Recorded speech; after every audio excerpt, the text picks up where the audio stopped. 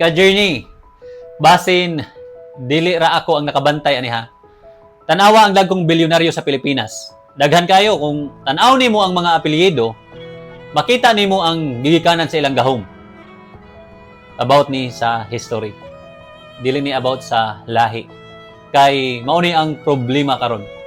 Tanaw ra ta sa resulta, wala ta nagtanaw sa proseso ug asa gikan ug giunsa nila. Nakita ra nato ang mansyon, ang negosyo ug ang power. Pero wala nato gitan-aw unsa ang gitanom nila sa una. Ka-journey, basin ikaw ni ha. Nagtrabaho ka og tarong, na-promote ka, nagkabudlay ka sa adlaw ug gabi. Pero sahay, murag naa gihapoy kulang. Murag lisod gihapon moangat bisag kugihan ka. Makahuna ka ngano man, kugihan man ko, tarong man ko. Nganong murag layo gihapon ang dako nga kalambuan. Balikan nato gamay ang history ha, ka-journey.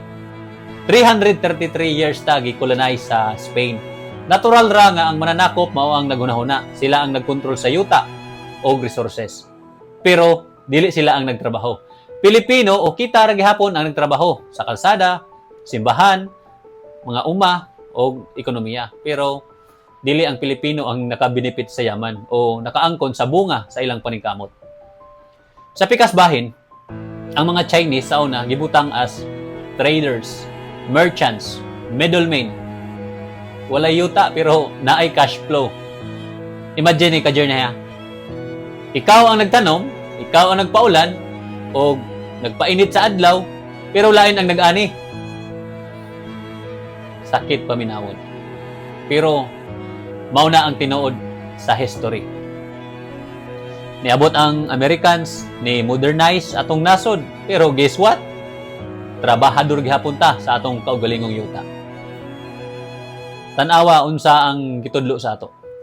Pag-eskwela og tarong para makakita ka og trabaho. Pili og kurso nga in demand. Walay sayop ana ha. Pero wala ta gitudluan unsaon pag-own.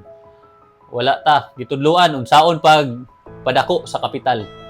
Wala ta gitudluan unsaon pag-invest. Ang sistema gihimo para mohimo og maayo nga workers, dili owners. Maunang kung moingon ka og negosyo karon, ang atong madugog pirme risky man na. Sigurado ka ana? Murag negosyo ang sala. Dili ang kakulang sa kahibalo. Pero, ka-journey, mao ni ang maayong balita. Available na ang impormasyon para sa tanan. Open na ang knowledge. Nanatay mga content creators, nanatay online businesses, nanay digital platforms. Bisan gamay ang puhunan, pwede na. Nanay REITs, stocks, mutual funds, bonds, o T-bills. O, kinahanglan pa og improvement ang sistema. Pero, real talk ha, dili patas ang playing field, pero mas open na kaysa sa una.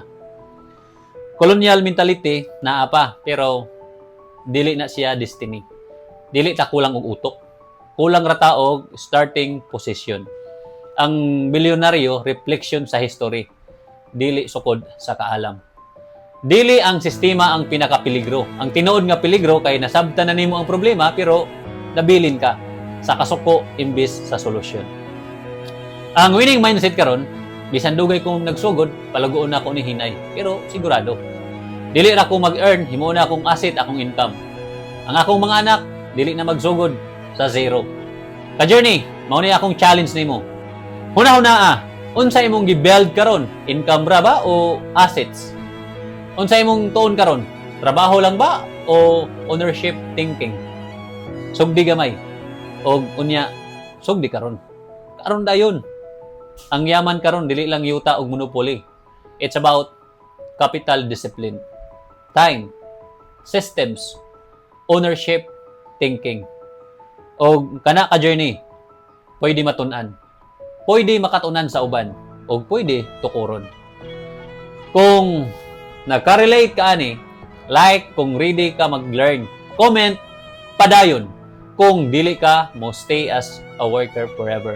I-share ni kung naa kay kaila nga kinahanglan makadungog ani. Push push. Push yourself. Kaya kung dili ka mo push sa imong kagalingon, kinsa man di ay. Trabaho, trabaho, trabaho ta. Kay bawal tamad riya. Huwag kalimot. Sa Philippians chapter 4 verse 13, I can do all things through Christ who gives me strength. See you, ka-journey.